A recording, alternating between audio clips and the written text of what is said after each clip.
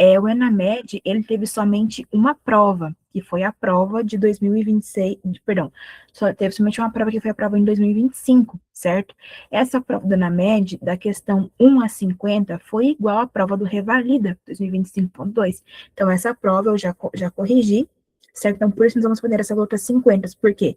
Porque a banca, ela é a mesma. Então, essas 50 questões, que é o que nós temos até agora, porque não teve outra prova do ENAMED, tem só essa, tem só uma. Porém, nós vamos sim ver essas questões, porque é importante que você também estude essa prova no caso, certo? Na verdade, são só 50 questões, né?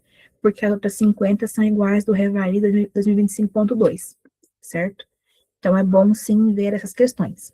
E como tem somente 50, nós vamos fazer 10 a cada dia, de segunda a sexta, e hoje também eu vou estar trazendo um tema que é de tema de bronquiolite no final, certo?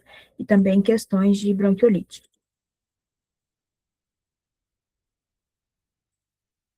Mais alguma dúvida? Senão nós começamos. Beijo para todos os meus alunos, doutora Iracema. Vamos começar então as correções. Qualquer dúvida, a gente está aqui para ajudar, tá bom, gente? Sim, e o número do suporte está no chat, caso alguém precise, tá bom? Então, vamos lá. Questão 51. Homem de 38 anos retorna a ambulatório de clínica médica de atenção secundária, onde faz acompanhamento clínico de retocolite ulcerativa. Analisando os exames complementares solicitados na última semana, o médico atendente observa elevações significativas de fosfatase alcalina e gama-GT, com discreta elevação dos níveis séricos de aminotransferases e sem hiperbilirrubinemia. Vamos fazer uma pausa aqui. Quando a questão trouxer um paciente que tem retocolite ulcerativa, mas alteração nos exames de um aumento de fosfatase alcalina, mas um aumento de gama-GT, você precisa pensar que esse paciente ele está com uma lesão de vias biliares. Então, paciente com retocolite ulcerativa, mais aumento de fosfatase alcalina e aumento de gama-GT, pensar em colangite esclerosante primária, que é uma complicação da retocolite ulcerativa. Questionado paciente refere apenas leve desconforto no hipocôndrio direito, ao exame físico não há icterícia, febre ou presença de sinal de Murphy. Considerando doença de base do caso, o exame complementar indicado e seu resultado provável são, respectivamente, então vamos lá. Então, como eu disse, homem de 38 anos foi consultar, esse paciente faz acompanhamento por retocolite ulcerativa e teve aumento de fosfatase alcalina e de gama-GT. Então, pensar que esse paciente que tem retocolite ulcerativa, ele pode estar apresentando uma complicação clássica que cai nas provas, que é a colangite esclerosante primária. E qual será o exame complementar e o resultado que esperado? O exame que nós vamos solicitar é a colangiorressonância, certo? E a colangiorressonância vai mostrar múltiplas estenoses intercaladas na árvore biliar, com áreas normais ou dilatadas de permeio, certo? Então, questão 51, alternativa C, repetindo. Paciente que tem retocolite ulcerativa e aumento de fosfatase alcalina e aumento de gama-GT, pensar em uma complicação que é a colangite esclerosante primária, certo? Aí o exame complementar que nós iremos solicitar nesse caso é a colangiorressonância, que vai mostrar múltiplas estenoses intercaladas na árvore biliar, certo? Com áreas normais ou dilatadas de permeio. O que acontece? Essa colangite esclerosante primária, ela vai levando a áreas de necrose no fígado. E essas áreas de necrose pode levar, perdão, de necrose não, de fibrose. Vai levando áreas de fibrose, e aí essas áreas de fibrose, o paciente pode evoluir com uma cirrose hepática, certo? Só para que vocês saibam.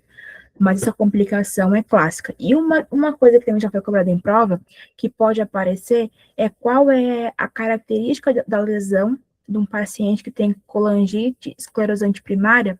É uma imagem, alguém sabe como é o nome? Como é o nome da imagem que aparece? Não. Doutora Sara? Contos de Rosário? Isso, contos de Rosário, exatamente.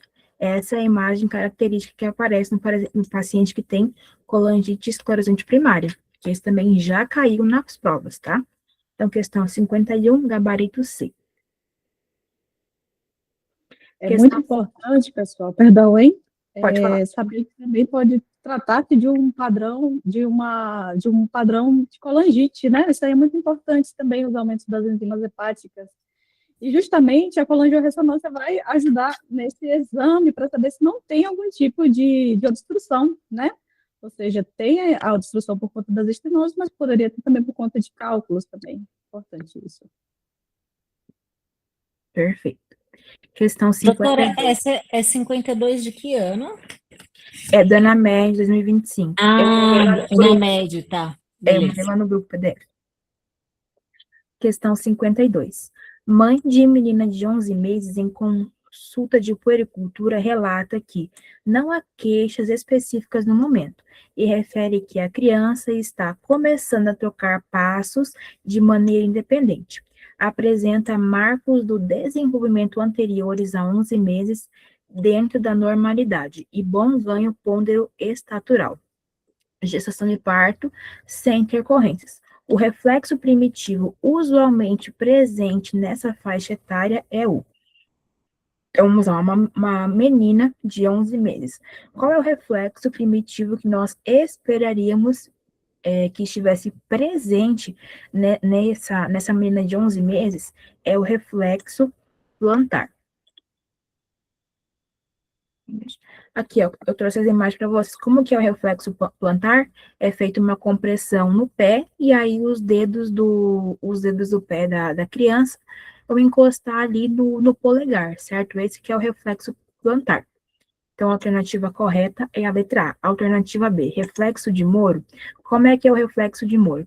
É a criança é colocada hiperestendida e é feito, e eles, o médico ali no caso, faz um pequeno, abaixa um pouco a cabeça da criança, e aí a criança, ela vai ficar como se ela tivesse um reflexo, assim, de susto, ela vai abrir os braços e vai ficar com uma cara espantada.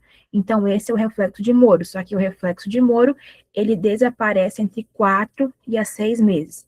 Então, ali até os 6 meses, o médico pega o bebê, abaixa um pouco a cabeça dele, e ele vai como se fosse levar um pequeno susto, fica com os olhos regalados, e também vai esticar os braços, né, como se ele estivesse tentando se levantar. Porém, o reflexo de Moro, ele desaparece aqui, ó, 4, 5 até 6 meses de idade. Então, alternativa B, errada. A alternativa C, reflexo de procura. Como que é o reflexo de procura? É colocado o dedo ao lado da boca do bebê, e o bebê vai querer procurar o seio materno. Então, esse reflexo de procura, ele procura o seio materno. Então, é colocado o dedo aqui do lado, e ele vai ter esse reflexo. E esse reflexo, ele desaparece entre 3 a 4 meses. Então, alternativa C, errada. A alternativa D, reflexo tônico cervical. Como é que é o reflexo tônico cervical? É colocado a cabeça, eles giram a cabeça do bebê para um lado. E aí, o bebê, um reflexo com relação aos braços dele, que ele vai esticar um braço e um vai estar encolhido. É como se ele fosse, como é que se fala? Como se ele fosse lançar um arco e flecha, sabe? Que fica um braço estendido e um braço mais recolhido. Então, esse é o reflexo tônico cervical. Porém, ele também desaparece entre os 4 a 6 meses de idade. O que vai estar presente é o reflexo plantar nessa menina de 11 meses. Então, questão 52, gabarito A. Questão 53, uma questão muito clássica também, né? Trauma é o tema que mais cai em cirurgia nas provas. Perdão, doutora, o reflexo plantar desaparece com que idade? O reflexo plantar, ele pode estar até os 2 anos de idade, Ah, aproximadamente. beleza. Tá bom, obrigada, doutora. Certo? De nada. Questão 53. Paciente do sexo masculino, 23 anos, foi vítima de acidente automobilístico, no qual o veículo em que estava colidiu com caminhão. Usava cinto de segurança e foi retirado consciente do carro pela equipe de resgate. Apresentava amnésia anterógrada. Após atendimento pré-hospitalar, o paciente foi levado ao pronto-socorro, sem déficits motores ou sensitivos. No hospital, o médico pede uma tomografia computadorizada de crânio para avaliação. Alguns minutos depois, a equipe de enfermagem solicita avaliação de emergência para o paciente, com necessidade de intubação orotraqueal por rebaixamento do nível de consciência e anisocoria com pupila esquerda dilatada. Tomografia de crânio sem contraste, aqui nós temos a imagem. Então, o paciente teve um acidente automobilístico e ele teve um rebaixamento do nível de consciência, precisou ser entubado, e eles solicitaram para ele uma tomografia de crânio sem contraste.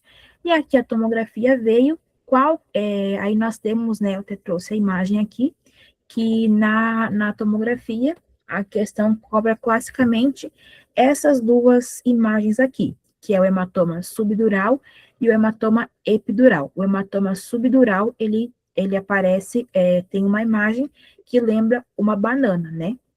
Então, uma forma de vocês lembrarem é a banana sobe.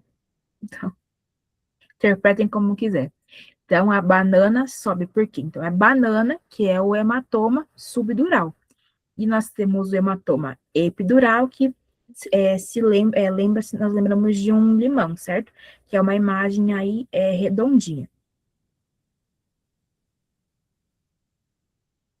Então, aqui, a gente lembra do limão, que aqui é uma imagem redonda.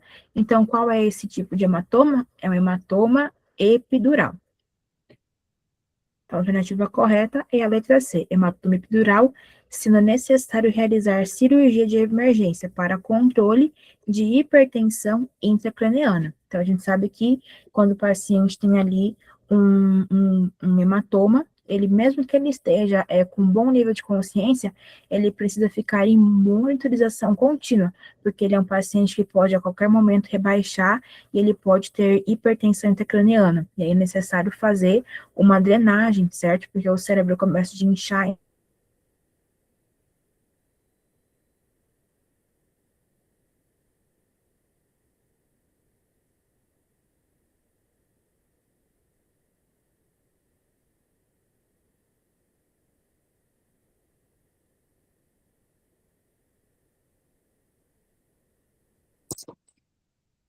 Alô, pessoal, saiu para vocês também? Saiu. Saiu. Ah, tá certo. Saiu, Agora caiu vai. sim. Eu acho Beleza. que caiu lá da doutora. Sim, sim, certamente caiu lá para ela. Mas ela Vamos está esperar um pouquinho. apresentando. Com Tá. certeza ela já vai entrar, né?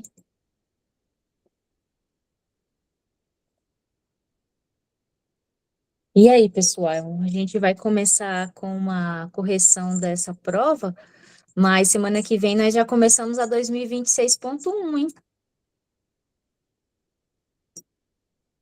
Quero todos vocês treinando questões. Olá, Josi, obrigada. Questão até a prova 2020. Vamos começar a semana que vem. Então, vamos fazer a prova 2026 semana que vem. Tudo vai ficar gravado, tá, gente? Para o pessoal que quer acompanhar a gente gratuito e também para o pessoal da mentoria. Vai ficar tudo gravado. Então, vocês, a partir da semana que vem, como foi pedido, né? Nós estamos mais tarde. Não vamos começar às 14, vamos começar às 16. E isso acontece, né? Doutora, uma pergunta, vai ficar gravado no YouTube, é? Provavelmente sim. Uhum. Só que daí, como a gente é mentoria, vai ficar gravado no YouTube da Focus Med, tá bom? Ah, se não, as meninas também, quando forem fazer, né? A doutora Ana, a doutora Sara também vai estar colocando no canal delas. Então vai ter canal, vai ter correção gratuita, vai ter canal para para vocês acompanhar aí bastante. É melhor no YouTube porque vocês podem ir pausando, pode acompanhar conforme vocês gostem, né? Do Gente, que pelo Drive. meu Deus, me perdoe. A luz da minha casa piscou e aí desconectou aqui. Ai, que raiva. Desculpa, gente. Já tô ligando aqui novamente, tá? Não se preocupa, acontece Perdoe. imprevistos. Nunca aconteceu e agora.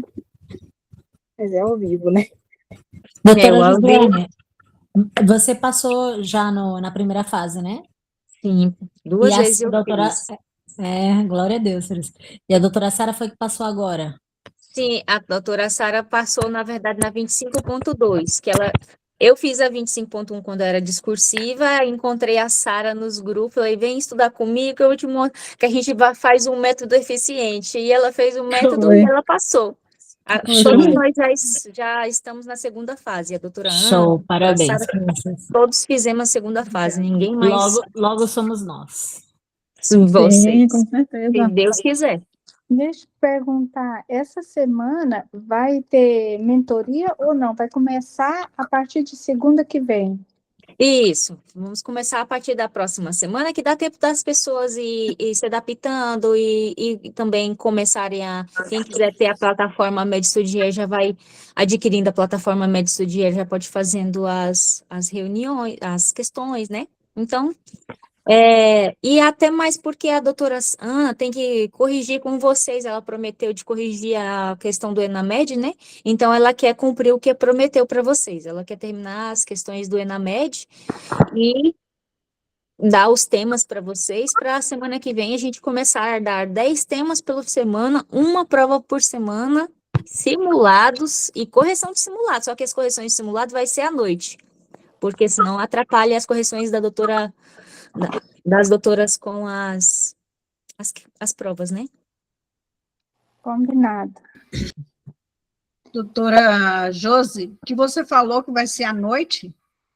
As correções do simulado comigo e com a Sara, a gente está fazendo uns simulados bem ao ponto assim, comigo e com a Entendo. Sara, a gente vai corrigir. A doutora Sara que está comandando tudo. Ah, tá. Perfeito. Essa Na simulada, verdade, eu vou ajudar ela a corrigir. Tá certo. aí nós teremos agora o simulado, vai ser dia 19, nosso primeiro simulado agora no domingo, um dia antes de começarmos a mentoria. Uhum. Aí o simulado é grátis também, gratuito, não paga nada para fazer o simulado, nós divulgamos o gabarito também, só a resolução que paga mesmo. Mas fora isso, pode divulgar, falar para quem vocês quiserem, tiver interesse, tudo vai ser gratuito o simulado. Isso mesmo. Para corrigir, né, o que significa, o que é cada coisa, aí eu e a doutora Sara vão estar com os alunos da mentoria na segunda-feira à noite, provavelmente. Só para correção, mas o simulado vocês podem divulgar, é gratuito. Aqui a gente tem que fazer coisas mais gratuitas possíveis, né, porque revalidando sofre, gente. Na minha vez, ninguém me ajudou. Vamos lá, doutora Ana? Voltamos. Perdão, gente, é porque eu não sei por que piscou a luz aqui e aí desligou. Então, a questão 53 é o limão, né? A imagem redondinha.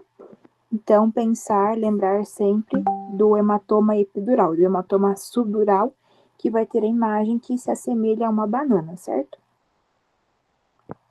Então, questão 53, a alternativa correta, a letra C. Só isso sem querer. Questão 54, também é um tema muito clássico, né? Que é um tema de uso de métodos contraceptivos.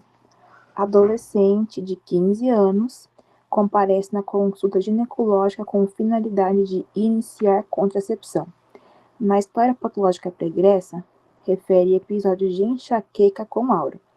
Nos antecedentes familiares, relata que sua avó a avó materna teve diagnóstico de câncer de mama, sua mãe é hipertensa e sua irmã tem diabetes. O uso de método contraceptivo combinado por quê? Combinado tem 2 métodos, progesterona mais estrogênio, certo? Está contraindicado para essa paciente devido ao risco de. Então, aqui está pedindo quais são as contraindicações para que essa paciente não pode fazer o uso de método contraceptivo combinado. Essa paciente ela não pode fazer o uso de combinado que tem progesterona mais estrogênio, porque ela é uma paciente que tem histórico de acidente vascular cerebral. Então, o que acontece? O pacientes que têm, devido ao risco de acidente vascular cerebral, o que acontece? Pacientes que têm, mulheres que têm enxaqueca com aura, elas já têm, somente por essa patologia, um risco aumentado entre 2 a 6 vezes mais de ter acidente vascular isquêmico. Então, o paciente tem um risco aumentado de ter AVC isquêmico, pacientes que têm enxaqueca com aura. Então, assim, se essa paciente for usar um método que contém estrogênio, o estrogênio também, ele aumenta o risco da paciente ter fenômenos tromboembólicos, certo? Então, a paciente que tem enxaqueca com aura, ela não pode usar método que contém estrogênio. Qual método que essa paciente ela pode usar? Ela pode usar métodos que tenham somente progesterona, como, por exemplo, um anticoncepcional oral, que são aquelas famosas mini pílulas, porque elas têm somente progesterona. Ela também pode usar o DIU hormonal, que é o DIU de levonorgestrel. Também pode fazer o uso de DIU de cobre, ok? Então, essa paciente que tem antecedente de ter enxaqueca com aura, não pode fazer o uso de métodos que contenham estrogênio, ok? Então, questão 54, gabarito C. Por que não pode ter? Por que não pode usar? Porque ela tem um maior risco de ter algum fenômeno tromboembólico, como, por exemplo, um AVC, um acidente vascular cerebral, ok? Alguém tem alguma dúvida até aqui? Se não, seguimos. Questão 55.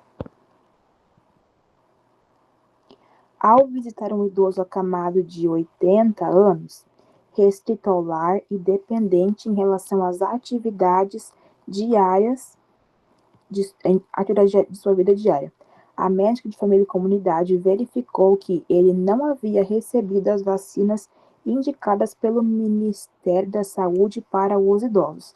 Ao questionar a filha, de 55 anos, que é a principal cuidadora, sobre a vacinação do idoso, ela respondeu que o pai é muito frágil e não iria aguentar os efeitos colaterais e, como ele é restrito ao lar, a família preferiu não vaciná-lo. Assinale a alternativa que inclui, respectivamente, as vacinas disponibilizadas no calendário de imunização nacional para o idoso e a forma de abordar a situação encontrada. Então, vamos lá. Quais são as vacinas que são indicadas para os idosos? Primeiro, pneumocócica 23 valente. Segundo, influenza anual. Terceiro, a Covid semestralmente. Quarto, difteria e tétano. E se o paciente não tem um histórico completo de hepatite B, nós precisamos completar o esquema de 3 doses da hepatite B. E em quinto é o herpes zoster, certo? Então, são essas vacinas do idoso. Pneumocócica 23 valente, influenza anual, Covid-19 semestral, difteria e tétano e completar vacinação do esquema de hepatite B e também a herpes zoster. Então, a alternativa D, a gente já exclui porque está escrito pneumocócica 10 valente. Errado. A C também, não é a 10 valente, é a 23 valente. Então, sobra a letra A e a letra B. Essa questão ela também deveria ter sido anulada porque ela fala aqui, ó, Covid-19 anualmente. E a Covid-19 ela deve ser feita semestralmente. Porém, seguimos. A alternativa é a certa. Pneumocócica 23 valente, uma dose, com reforço em 5 anos. Dupla adulta, que é difteria e tétano a cada 10 anos. Influenza e Covid anualmente, mas agora vocês já sabem que influenza é anual, sim, porém a Covid é semestral. Hepatite B, 3 doses, certo? Agendar uma nova visita domiciliar com mais membros da família para dialogar sobre a situação. E a alternativa B, ela está errada porque ela está incompleta, né? Então, não tem aqui a pneumocócica 23 valente, certo? E lembrando E a que a doutora, herpes zoster não está aqui na porque a herpes zoster, ela não faz parte do calendário do Ministério da Saúde, certo? Porém, se não me engano, já foi cobrado em outra prova, então por isso que eu trouxe para vocês também essa vacina. Então, a alternativa correta é a letra A, da questão 55. Alguém tem alguma dúvida? então, essa não foi anulada, porque Não, aqui está contra influenza e Covid anualmente, mas o Covid seria semestral. isso, só essa correção que eu vou fazer para vocês, né? Porque se cair novamente, aí vocês já sabem, Uhum. certo? Mas aí, se cair novamente, eu ponho como semestral, né? Semestral. Buscar Beleza. o que tenha semestral. E assim, gente, eu sabia que a Covid-19, ela era semestral, ela não é anual, certo? Porém, dentre as alternativas aqui, essa é a que tá mais completa. Por quê? Porque ela tem a pneumocócica 23 valente, certo? E como eu disse, a herpes zoster, ela não faz parte do calendário de vacinação de idoso pelo Ministério da Saúde. Porém, ela também pode ser feita de uma maneira particular, por exemplo. Então, assim, como a herpes zoster não está no calendário, então por isso também que ela não foi considerada a correta, né? Porém, ela é feita para o idoso, só não está no calendário do Ministério da Saúde, entende? Então, questão 55, a alternativa correta é a letra A. Questão 56. O vírus da chikungunya é transmitido pelo mosquito Aedes e foi responsável por grandes epidemias associadas a desfechos clínicos agudos, crônicos e graves. As ações voltadas para o controle do Aedes incluem medidas como o manejo integrado de vetores, que envolve atividades a serem executadas pela equipe de vigilância em um processo cíclico, tais como.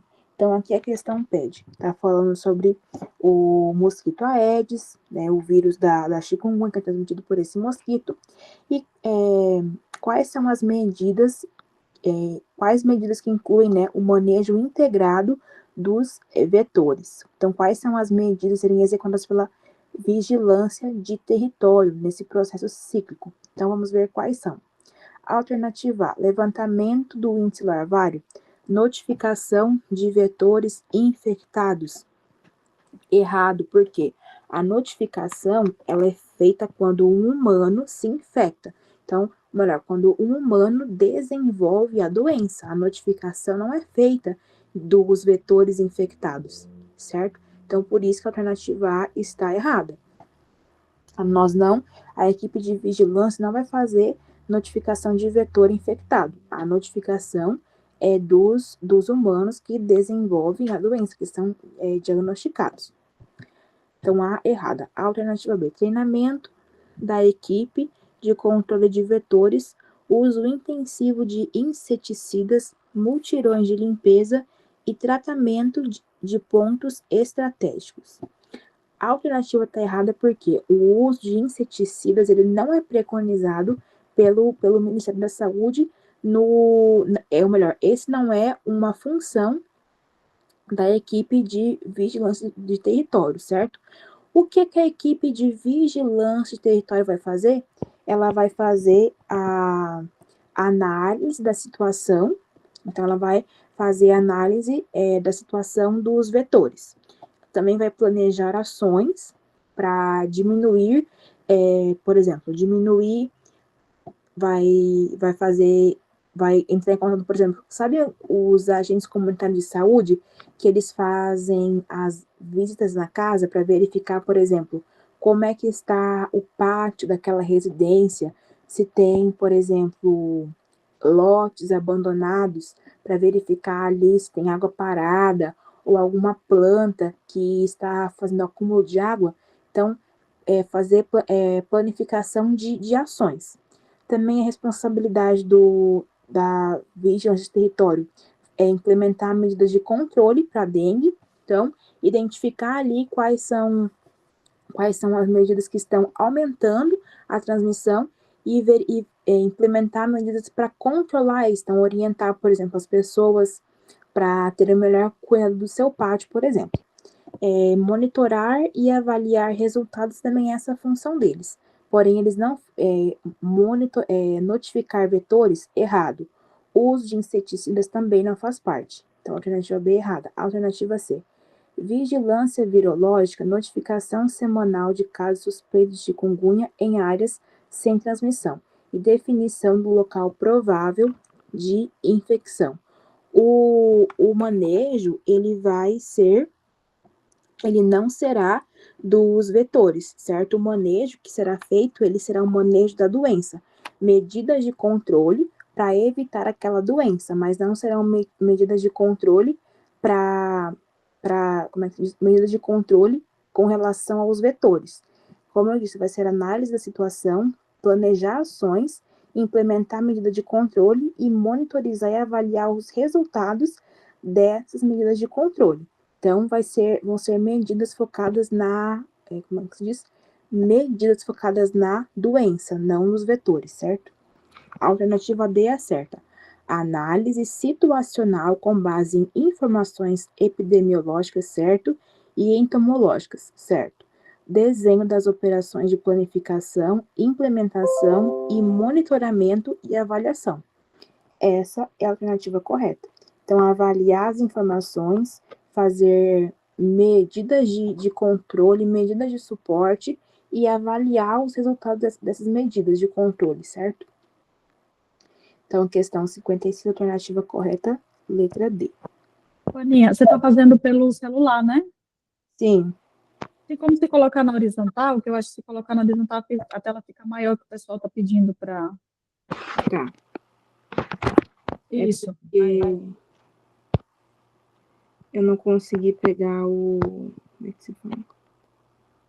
Ou qualquer coisa, pessoal, se vocês quiserem dar um zoom, é só dar um zoom mesmo na própria tela mesmo. A tela, né, também. Isso. Certo. Criança de 9 anos chega ao UBS com diagnóstico de transtorno de déficit de atenção e hiperatividade há 2 anos. Faz uso de metilfenidato, que é a famosa Ritalina, há pelo menos 1 ano. O pai informa que desde o início do uso apresentou grande melhora na escola e solicita que o uso seja estendido por mais tempo. Quais medidas de monitoramento referentes ao uso dessa medicação devem ser utilizadas? Então, vamos lá. Pacientes que usam metilfenidato, aí para caso que o paciente tenha o TDAH, que é a famosa Ritalina, o acompanhamento, ele pode ser feito tanto com o pediatra, quanto com o médico da UBS, por exemplo. Não precisa ser necessariamente com um neurologista ou necessariamente com um neuropediatra. Quais são as avaliações, o que esse médico da UBS, por exemplo, precisa estar observando? Ele precisa observar através de um exame clínico, não é necessário nenhum exame de imagem, nem de laboratório. O médico precisa fazer a avaliação da estatura, do peso, da pressão arterial, da frequência cardíaca e, obviamente, que o médico vai avaliar se o paciente está tendo algum efeito adverso ou também precisa avaliar se essa medicação está tendo eficácia. Aqui a questão disse que o pai referiu que teve grande melhora na escola e ele quer que o filho faça uso por mais tempo. Então, a questão pede: quais estratégias de monitoramento referente à medicação devem ser utilizadas? Então, quais são as estratégias que esse médico vai fazer? Como eu disse, quais são as situações, né, que esse paciente precisa estar em observação? Porque o uso do metilfenidato, ele pode causar um leve atraso no crescimento desse paciente. Então, por isso precisa observar a estatura e peso, e também o metilfenidato, ele tem pode gerar alguns efeitos cardiovasculares. Por isso, a importância de fazer a monitorização da pressão arterial e da frequência cardíaca. Alternativa A, realizar segmento em conjunto com o neuropediatra. Errado, gente. Não precisa ser necessariamente com o neuropediatra. Por quê?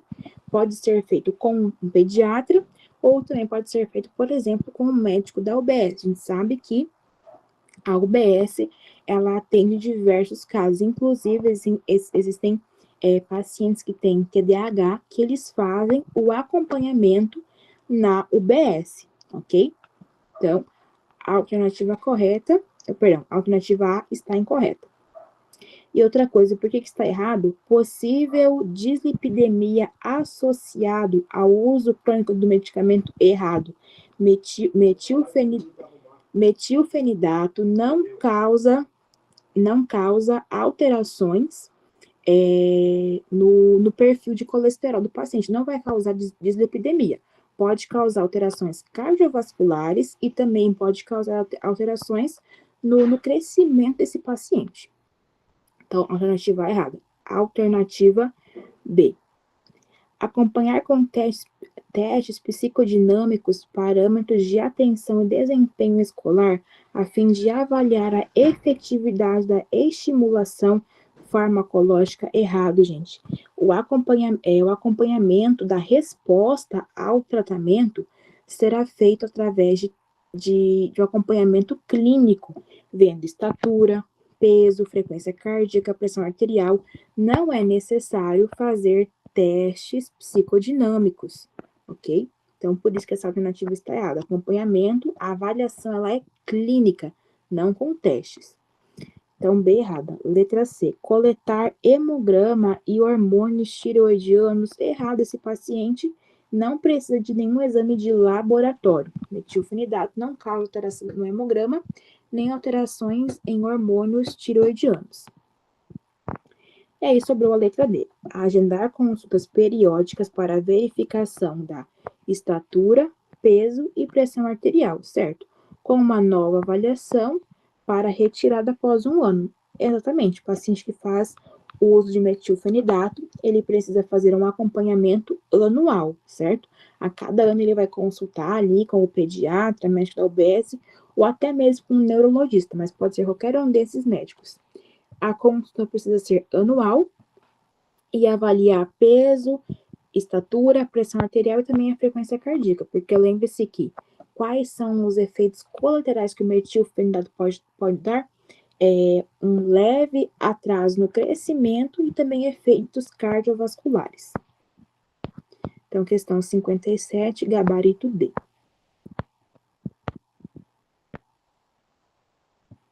Questão 58. Mulher, 45 anos, é internada em um hospital de média complexidade com queixas de febre, em torno de 38 graus Celsius. Mialgia, mal-estar, dor na região cervical anterior, irradiada para mandíbulas e orelhas. Há 2 semanas, iniciou o quadro sugestivo de infecção respiratória alta, com evolução clínica lenta desde então. Passou a sentir palpitações, tremores nos últimos 3 dias. Procurou atendimento na unidade de saúde. Ao exame físico, está febril, com taquicardia desproporcional à temperatura corporal, tremores finos nas extremidades, a palpação da tireoide, glândula dolorosa, firme, levemente aumentada de tamanho, assimétrica, não nodular. As dosagens de VHS e proteína C mostraram-se elevadas. Considerando a principal hipótese diagnóstica para o caso, quais exames complementares a sustentariam e qual o tratamento indicado, respectivamente? Então, vamos lá. O que essa paciente teve? Teve um quadro infeccioso há 2 semanas e agora ela está com febre, né? Mialgia. E ela também está com uma tireoide palpável que está dolorosa a palpação. Quando nós temos um quadro de infecção de via aérea superior previamente, ou pode ser qualquer outra infecção que o paciente possa apresentar no corpo, e a questão traz que a paciente está com a tireoide palpável dolorosa, que o paciente está com sintomas aí de hipertireoidismo, como, por exemplo, palpitação, tremores, o paciente pode estar também agitado. O que é que esse paciente está tendo? Isso se chama de tiroidite de Kervain. O que acontece? Esse quadro de infecção que o paciente apresentou previamente fez com que alguns folículos tireoidianos se destruíssem. Com a destruição desses folículos tireoidianos, o que é que vai acontecer? Vai ter a liberação dos hormônios tireoidianos na corrente sanguínea. Por isso que após a infecção, essa paciente refere palpitação, tremores e também a glândula tireoide, a palpação, ela está dolorosa. Então, quais são os exames complementares e qual o tratamento indicado respectivamente? O que é que nós vamos fazer com a paciente que está com tireoidite de Kervain, que é esses sintomas aí de hipertireoidismo após uma infecção, nesse caso uma infecção de via aérea superior? Nós vamos fazer tratamento sintomático para essa paciente, ARNIS e beta-bloqueador. Então, é isso que nós vamos fazer com essa paciente. Inclusive, essa é uma questão muito parecida que hoje de manhã eu estava lendo e caiu na prova de 2026.1. Esse mesmo tema caiu e falava a mesma coisa. O paciente teve um quadro de febre anterior, está muito agitado, a paciente, se não me engano, estava com uma frequência cardíaca de 152 e pedia qual era o tratamento. O tratamento era simplesmente o beta-bloqueador. Por isso que eu falo, façam as questões, porque os temas se repetem. Então, alternativa A, redução da captação tiroidiana de iodo radioativo, certo? Beta-bloqueador e anti-inflamatório. Essa é a alternativa correta, certo? Letra B, detecção de presença de nódulo quente, a cintilografia de tireoide, errado. Nódulo quente na cintilografia de tireoide, qual é? É um adenoma tóxico, não é tireoide de Kervain, certo? Então, nódulo quente na cintilografia, adenoma tóxico. Letra C, verificação de aumento das dosagens séricas de TSH, T4-LIV e TRAB. Errado, gente. Como que vai ser o laboratório de uma paciente que tem tiroidite de Kervain? Vai ter diminuição de TSH. Então, TSH diminuído. E o TRAB vai estar negativo. Ok? Não é aumento de TSH, T4 e TRAB. Está errado. Aqui essa paciente teria diminuição de TSH e um TRAB negativo. Certo? Então, a alternativa correta é a letra A. A letra D, verificação de aumento de TSH, T3, T4, errado. Oseltamivir e metimazol, errado. Atenolol, aqui o beta-bloqueador de preferência que é usado é o propanolol ou metoprolol, certo? Mas o oseltamivir, errado, gente, é diminuição de TSH e TRAB negativo, ok? Então, questão 58, a alternativa correta, A. Questão 59, tô terminando. Lactente de 9 meses é atendido em uma UBS, em virtude de surgimento de crises epiléticas há 3 meses. Os eventos se caracterizam por espasmos em flexão dos membros superiores do tronco, sobre o tronco, semelhante a sustos, ocorrem nos horários de maior sonolência da criança. História gestacional e de parto sem anormalidades.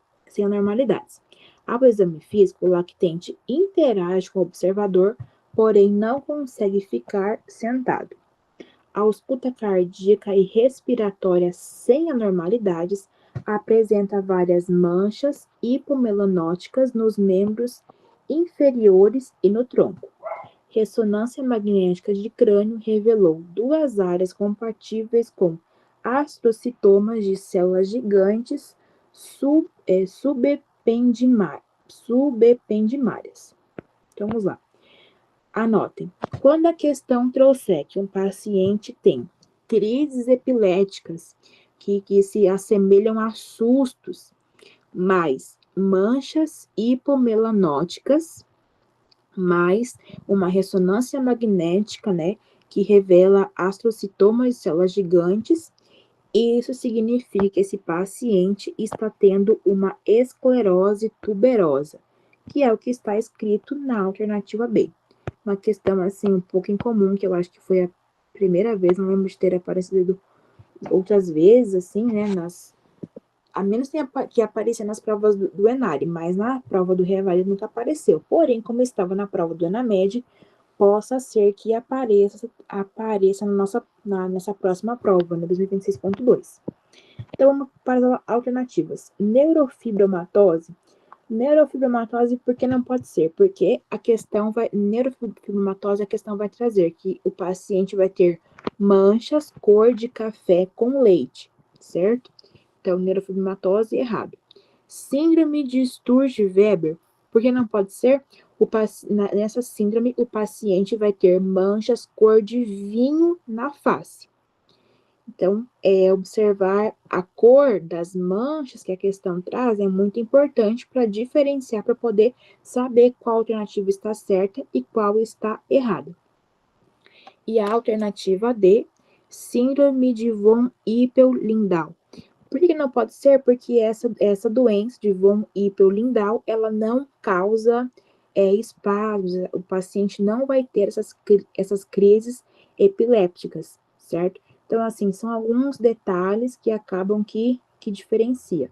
Então, neurofibromatose, manchas cor de café com leite, síndrome de Sturge-Weber, o paciente vai ter manchas cor de vinho, principalmente aí na face, e na doença de von Hippel-Lindau, o paciente, essa doença, ela não causa esses espasmos, certo? Então, questão 59, gabarito B. Doutora, aí nesse caso, dessa questão, valia a pena ver o síndrome de West, que é esse espasmo na infância, e aí pode ser causado por essa esclerose tuberosa, mas pode ter outras causas também. Sim. Mas essa questãozinha achei bem difícil essa. Essa é uma questão mais Meu Deus, muito específica, muito neurologista isso, meu pai, mas amém. Mas, assim, essas questões, elas são a exceção, né? A maior parte das questões elas trazem Graças a Deus. são coisas que se repetem. Gente, vocês não precisam acertar 60, tá? Perdão, 100. Vocês precisam acertar 60. Então, assim, eu sempre falo, viu uma questão difícil, lê uma ou duas vezes, não fique perdendo tempo com aquela questão. Vai para a próxima. Porque senão vai dar ali, você tá ali, a prova dura 5 horas, né? Você vai estar com 2 horas e meia já de prova e você vai ter feito 20 questões. Então, por isso que é bom fazer as provas na íntegra, porque você também aprende a administrar o seu tempo. É óbvio que em casa, a gente faz 1, 2, 3, 4 provas, acabamos fazendo a prova mais rápido, porém já é um treino, inclusive um treino para nossa mente, porque você ficar 5 horas fazendo uma prova é algo que é cansativo. Só que se você já tem o costume de fazer as provas na íntegra, aquilo não é mais uma surpresa para você. Aquilo é o que você já vivenciou na sua casa. Obviamente, não tem aquela pressão, aquele estresse, né? É diferente de você estar na sua casa, de você estar na sua sala, mas a maneira de você treinar, uma maneira de você se preparar, é você realmente treinando na sua casa como se fosse um dia da sua prova, certo? Então, último. Paciente masculino, 59 anos, atendido em um hospital terciário com dor moderada em fossa ilíaca esquerda com início há 5 dias. Parou. Já falei isso outras vezes. Quando um paciente, principalmente homem, a mulher pode ter diverticulite também? Pode. Porém, quando a questão traz uma mulher que tem dor seja na fossa ilíaca direita ou esquerda, a gente precisa estar pensando em outras coisas, né? Pode ser, por exemplo, uma doença pélvica inflamatória, um aborto, Um ovário roto. isso, uma gestação ectópica, exatamente. Porém, quando é um homem, gente, um homem com dor na fossa ilíaca direita, o que é? Apendicite. Um homem com dor na fossa ilíaca esquerda, isso é diverticulite. Mas eu sempre falo, leia a questão até o final. Vamos lá. Dor na fossa ilíaca esquerda, com início há 5 dias. Apresentou temperatura de 38 graus nas últimas 48 horas, associadas à prostração. Não possuía comorbidades. Relatou episódio semelhante, de menor intensidade, há cerca de 1 ano, com resolução espontânea e um episódio de hematoquesia há 6 meses. No momento, se encontra em regular estado geral, discretamente desidratado, frequência cardíaca 95, pressão arterial 140/90, IMC 30, abdômen flácido, dolorosa palpação profunda em fossa ilíaca esquerda e hipogástrio, com plastrão palpável em hipogástrio. Hemograma, leucócitos de 17.000, está aumentado, e 7% de bastões. Considerando o quadro, qual é o melhor exame complementar de maior acurácia para estabelecer o diagnóstico? Então, gente, um homem que tem dor na fossa ilíaca esquerda, nós precisamos pensar que esse paciente está apresentando um quadro de diverticulite.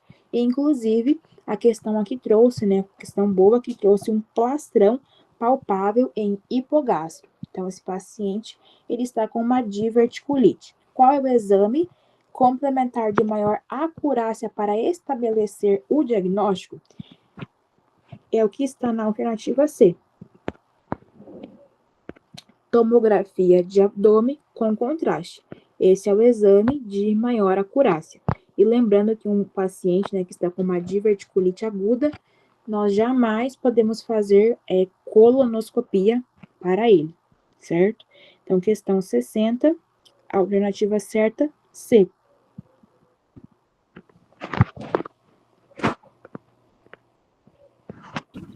Obrigada, doutora. De nada. Alguém tem alguma dúvida até aqui?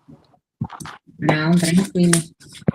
Muito bem. Eu estava querendo fazer essa questão da Enari mesmo. Sim. Então, só deixa eu... Não saiam, tá, gente? Agora nós vamos falar sobre... Hoje, como foi só 10 questões, então vou falar sobre bronquiolite, ok? Um tema também bem comum, que acho que já faz umas 3 provas que vem aparecendo. A gente vai ver umas questões também de bronquiolite.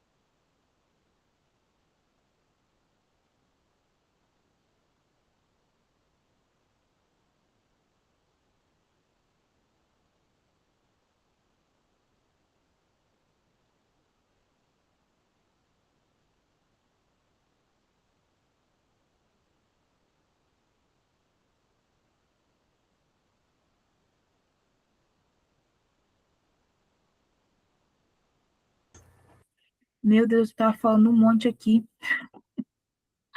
E eu tava o áudio desligado. Ah, ok. Eu tava falando, gente, que é importante. Eu achei estranho que ninguém falou nada. É importante nós fazermos as provas na íntegra, porque quando você tá, eu vou fazer as questões sim, mas eu vou escolher, eu vou colocar aqui só tuberculose. Quando você escolhe, você tá vendo, você já sabe que todas as questões que vierem ali são de tuberculose.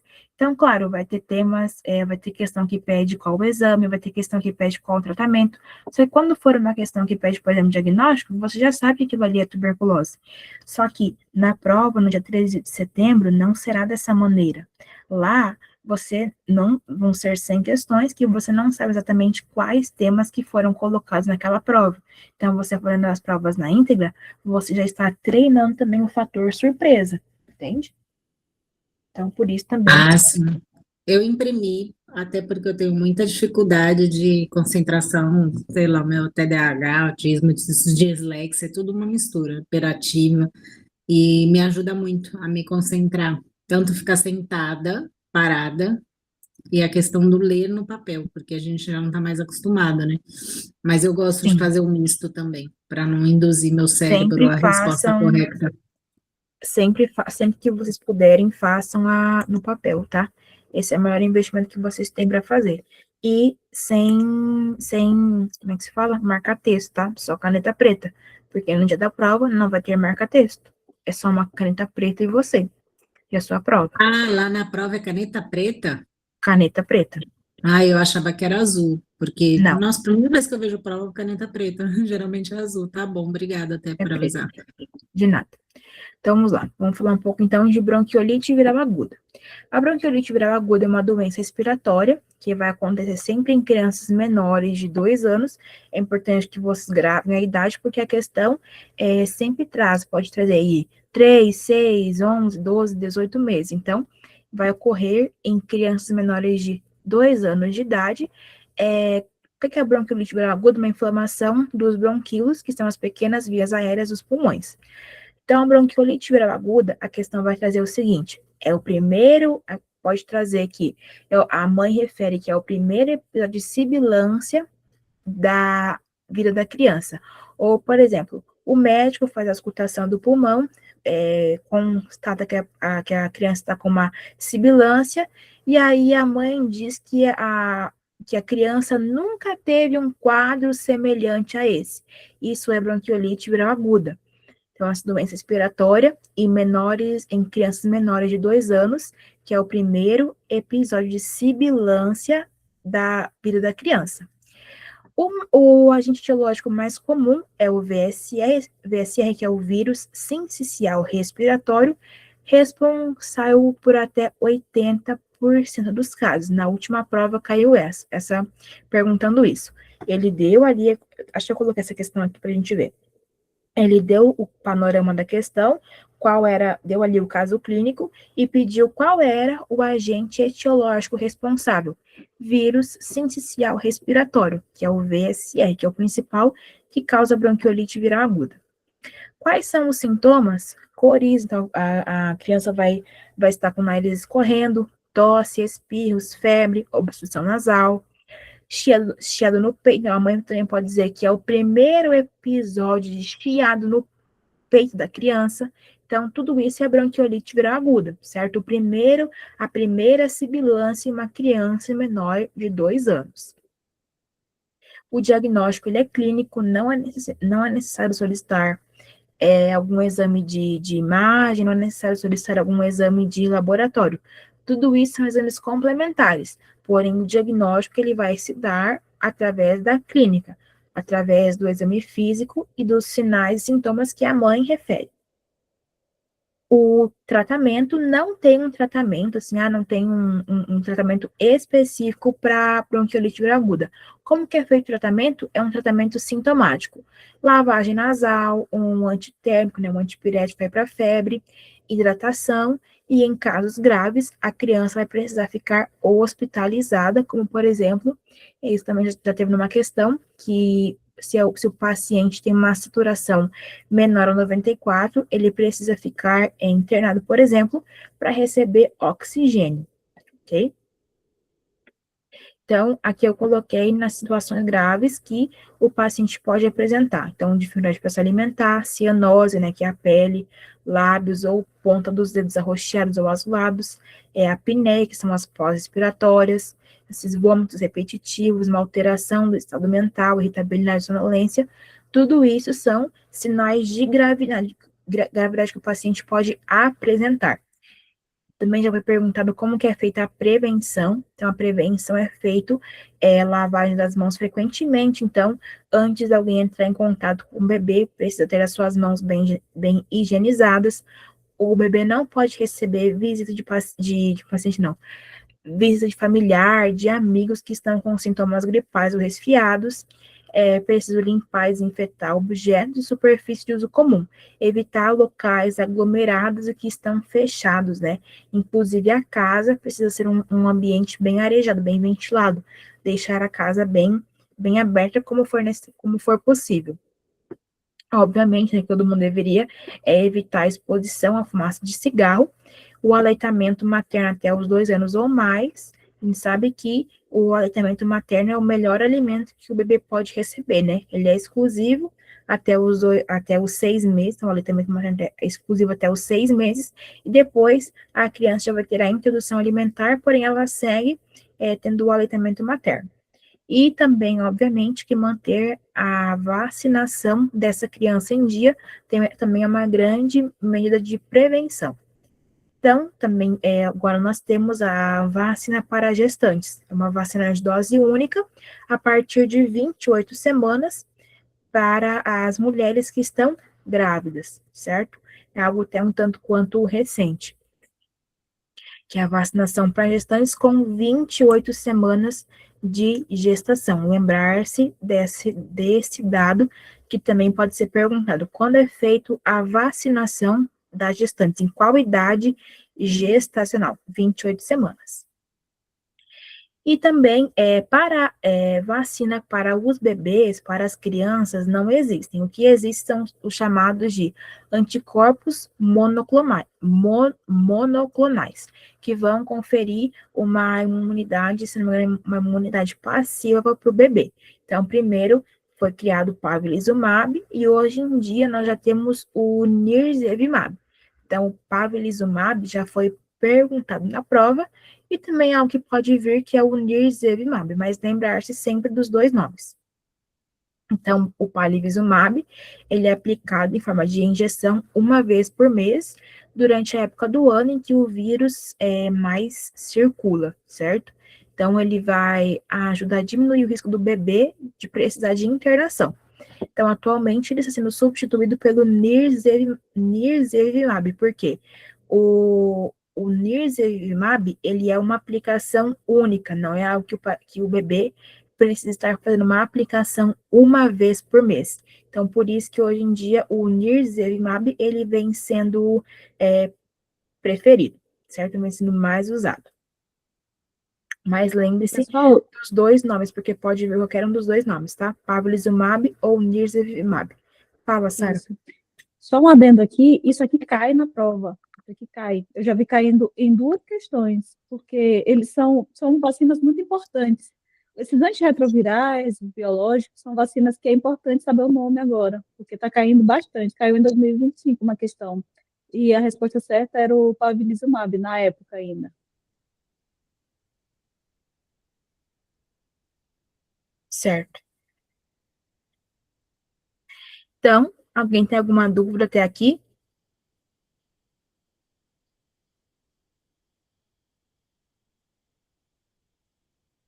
Então, vamos ver algumas questões.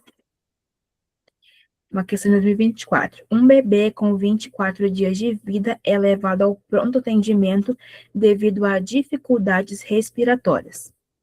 Não houve intercorrências durante a gestação e o parto. O nascimento foi a termo. O bebê pesou 3 quilogramas.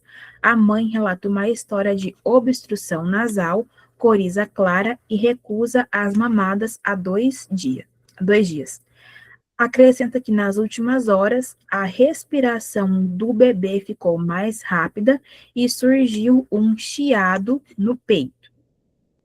Ao exame físico, o paciente encontra-se em bom estado geral, corado com frequência respiratória de 50 incursões respiratórias por minuto, com uma leve tiragem intercostal, sibilos discretos difusos bilateralmente, e com uma saturação de O2 de 91% em ar ambiente. Na radiografia de tórax, evidencia-se uma hiperinsuflação pulmonar e retificação das cúpulas diafragmáticas e de arcos costais. Considerando-se a principal hipótese diagnóstica as condições clínicas do bebê atendido, qual é o tratamento indicado para esse caso? Opa, então vamos lá. Só pela saturação aqui que está de 91, a gente já teríamos que estar indicando para esse bebê oxigênio, certo?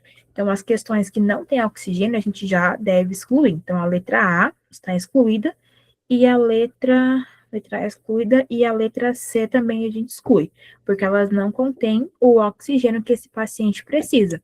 Uma saturação menor a 94, o paciente precisa receber oxigênio. Então, sobrou a letra B e a letra D. A letra D diz oxigenoterapia, certo? Antibiótico terapia, não, gente. Lembra que eu falei que o tratamento, ele é sintomático. Não existe um medicamento específico para esse bebê. E outra coisa, é causa do porvírus, certo? Então, nós vamos prescrever antibiótico no caso de uma bronquiolite viral aguda. O próprio nome diz que é causado por vírus, ok? E o broncodilatador também não iremos usar. Lembrando que nem tudo que sibila é asma. Então, o paciente com asma a questão vai trazer sibilância? Vai. Porém, aqui nesse caso, como é um bebê de 24 dias, a mãe referiu esse Shelley no peito, a primeira coisa que nós precisamos pensar é uma bronquiolite viral aguda, ok? A asma, geralmente, as questões trazem crianças maiores, ok? Então, por isso que eu sempre falo, porque nós precisamos olhar também para a idade da criança. Então, sobrou a letra B, hidratação, oxigenoterapia e higiene nasal. Esse é o correto. O paciente vai receber um tratamento sintomático da hidratação, oxigênio e higiene nasal. Esse paciente, no caso, ele teria que ficar internado para receber esse oxigênio. Então, a alternativa correta é a letra B. Questão 2. Um lactente de 8 meses é levado à UPA com história de tosse seca, chiado, coriza hialina e febre baixa há 3 dias. A mãe nega episódios prévios semelhantes. Ao exame físico, apresenta retração intercostal e subdiafragmática. A ausculta pulmonar são identificados sibilos expiratórios difusos. Qual agente etiológico mais provável para esse caso? Essa aqui foi a questão que eu disse da última prova, no 2026.1. Então, um paciente lactente de 8 meses. Tosse, chiado, coriza hialina e febre baixa. E a mãe disse que nega episódios prévios semelhantes, ou seja, o paciente nunca teve um chiado no peito. E a questão também trouxe que foi identificado sibilos expiratórios difusos. Qual é o agente etiológico mais provável para esse caso? É o VSR, vírus sincicial respiratório. Outra coisa, essa prova, ela trouxe 3 questões que pedia o agente etiológico. Então, sempre que vocês estiverem estudando infecções, sejam bacterianas ou virais, sempre anotem qual é o agente etiológico, porque muitas das vezes a gente fica muito preso a qual é a clínica, qual é o exame físico, o que é que eu solicito e como eu trato, e às vezes o agente etiológico nós acabamos nos esquecendo. Porém, de 100 questões, 3 pediram e temas que são muito comuns, né? Parasitose, bronquiolite, e o outro era de uma questão... Como é que Larvians brasiliense. Isso, a outra era uma questão de... Acho que era uma lesão genital, né? Que perguntava qual era o agente etiológico. Então, sempre que tiver questão que trazem infecções, Leiam, anotem o agente etiológico. Então, aqui é bronquiolite viral aguda, qual o mais provável? VSR, vírus sincicial respiratório. Alternativa correta da 2, letra B. 3, penúltima, tá acabando. O médico de emergência pediátrica recebe um lactente de 4 meses de vida, que apresenta dificuldade respiratória. A mãe refere que a criança vinha apresentando coriza há 3 dias e que há 1 dia surgiu cansaço progressivo e dificuldade para mamar. Não houve febre no período. Não há relato de internações anteriores. Gestação e parto sem intercorrências. Ao exame físico, o lactente apresenta-se eutrófico, em bom estado geral, corado, hidratado. Frequência respiratória 43, com leve tiragem intercostal. A ausculta respiratória apresenta sibilos difusos e aumento do tempo expiratório. A ausculta cardíaca é normal, abdômen plano, flácido, indolor e sem visceromegalias. Uma radiografia de tórax evidencia bilateralmente hiperinsuflação pulmonar, retificação nas cúpulas diafragmáticas e infiltrado intersticial. A gasometria trouxe os seguintes resultados, ok? Saturação de 89%. Então, paciente que precisa receber oxigênio. Isso é uma coisa que eu sempre vou bater nessa tecla e ensinar para vocês. Pode ser que chegue na prova e tenha algum tema que você não saiba ou que você não se lembre. Gente, não chute, passa para a próxima. Depois você volta e tenta raciocinar. Olha a saturação desse paciente, 89%. O que é que esse paciente precisa receber? Oxigênio. E aqui das alternativas, só tem uma questão que traz oxigênio, que é a letra A. Então, essa questão, claro que a maior parte não é assim. A maior parte você precisa, sim, saber o tema. Eu falo isso para quando na prova você não se lembrar de alguma coisa. Não chute simplesmente, tente raciocinar. Com uma saturação dessa, o paciente precisa receber oxigênio, certo? Então, o correto é a letra A, hidratação e oxigênio terapia, que são as medidas aí sintomáticas para esse paciente. Corticoide, errado. Broncodilatador, errado. Mínimo manuseio e medicação antiviral, não. Esse paciente precisa receber oxigênio, aí por máscara, não inalante, por exemplo, urgentemente, certo? Então, 3, letra A. Questão 4, que saiu 5. Menino de 5 meses é levado para consulta de rotina. Nasceu com idade gestacional de 28 semanas, ou seja, é um bebê que nasceu prematuro. E lembrando que a prematuridade é um fator de risco para que o paciente tenha bronquiolite viral aguda, certo? Para que ele se infecte e desenvolva aí a bronquiolite viral aguda.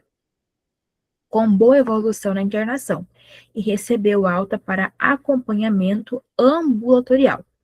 O bebê está bem, mas teve episódio de infecção respiratória leve.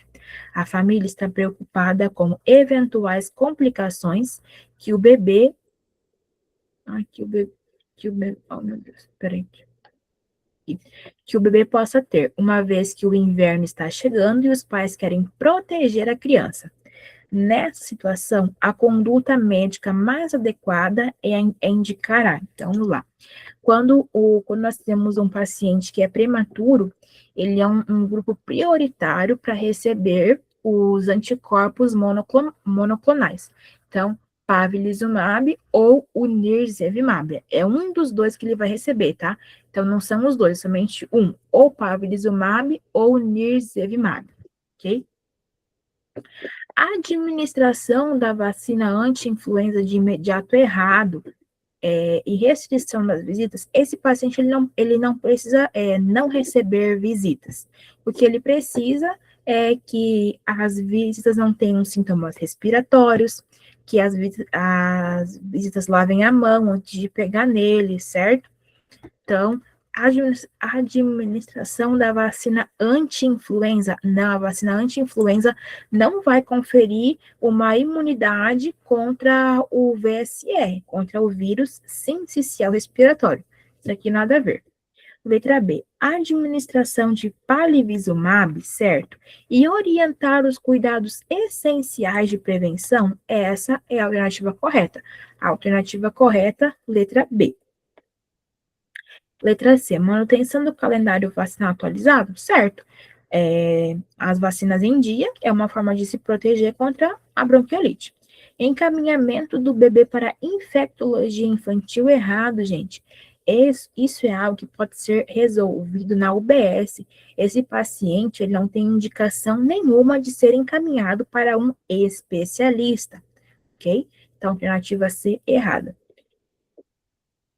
Letra D, manutenção do calendário vacinal atualizado, sim. A administração de omalizumab em caso de infecções, não, gente. O omalizumab, se eu não me engano, ele é usado, por exemplo, em pacientes que têm asma eosinofílica, se eu não me engano. Mas o omalizumab, embora seja parecido com o palivizumab, ele não é o anticorpo monoclonal que é usado para a prevenção de bronquiolite viral aguda, certo? Palivizumab ou nirsevimab. Então, grave nos dois nomes, porque qualquer um O dos dois pode omalizumab, aparecer. perdão, o omalizumab, se eu não me engano, é para influenza, prevenção de influenza. Eu vou ver aqui certinho para confirmar. Mas ele está relacionado mais com influenza, se eu não me engano. Não é com bronquiolite viral aguda. Então, a alternativa correta é a letra B. Letra B.